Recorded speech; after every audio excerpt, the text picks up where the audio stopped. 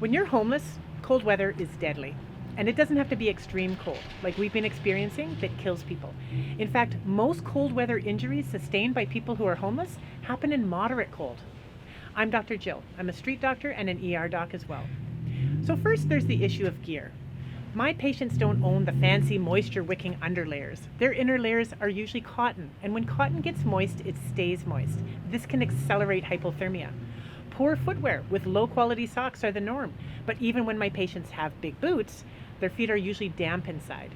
It's hard to find a place to take off wet boots and dry everything out, so sometimes they stay on for weeks or even months at a time.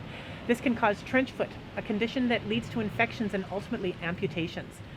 Frostbite is the other obvious injury that happens when fingers and toes are not adequately warm.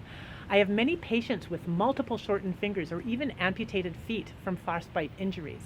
And the tents and sleeping bags that people have, these are department store quality. They're not meant for winter camping. Apart from the obvious issue of clothing and gear, people who are unhoused have fewer physical reserves to fight the cold. Chronic poor nutrition leads to anemia, and this decreases the oxygen carrying capacity in your blood, which makes you more susceptible to cold-related injuries. Also, people who are homeless often have untreated infections, and when you're sick at baseline, it's really hard to fight the cold. In fact, people who are homeless have such poor health overall that they're considered immunocompromised. This is similar to people who are on chemotherapy. Their immune systems and their body's ability to combat stress is severely compromised. On top of all this, just being out in the cold without a proper meal in your belly puts you at a higher risk of hypothermia. People with mental illness are also at risk because judgment can be severely impaired. Of course, something else that impairs judgment are alcohol and drugs. If someone's intoxicated, they don't get the signals to the brain that they are dangerously cold.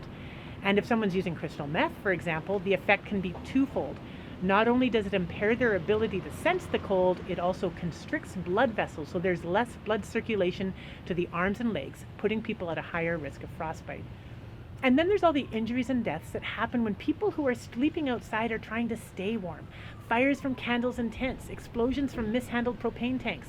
And I've had patients with catastrophic, disfiguring burns from tent fires, and that's if they survived the fire in the first place.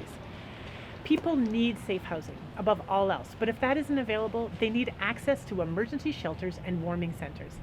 Look into what's available for your unhoused neighbors. Speak to people working in this field and add your voice to those who are fighting for more resources. Bye for now.